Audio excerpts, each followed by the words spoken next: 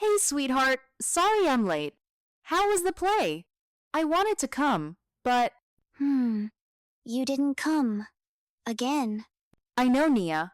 I tried. There was a meeting I couldn't skip. I'm really sorry. You always say that. What do you mean? You say you're doing all this for me.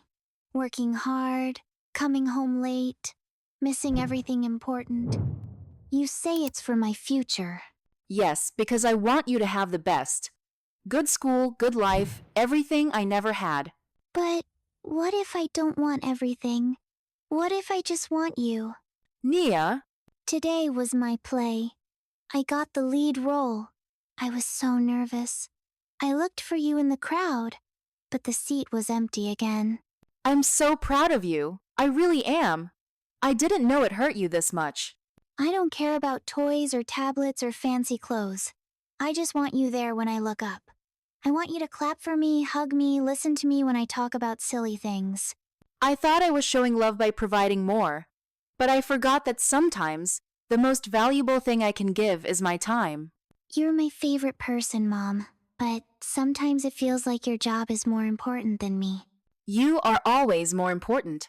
I've just been too busy trying to give you a better future, and I missed your now. I miss you, even when you're in the same house. I promise to change. I'll still work, but promise I'll make time for dinner, for bedtime stories, for clapping the loudest when you're on stage. Even if you're busy? Yes, even if I'm busy, because I don't want to miss another moment with my daughter. Okay, how about this? Tomorrow I take the day off. We'll have a just us day. Ice cream, movies, stories, anything you want. Even board games? Yes, even the ones I always lose. Deal? Yes. Thank you for reminding me what really matters, Nia. I'm lucky to have you. Me too, Mom. You're all I need. What we learned today is, it's not the money we make, but the memories we share that make life truly rich. So, spend time with the people you love.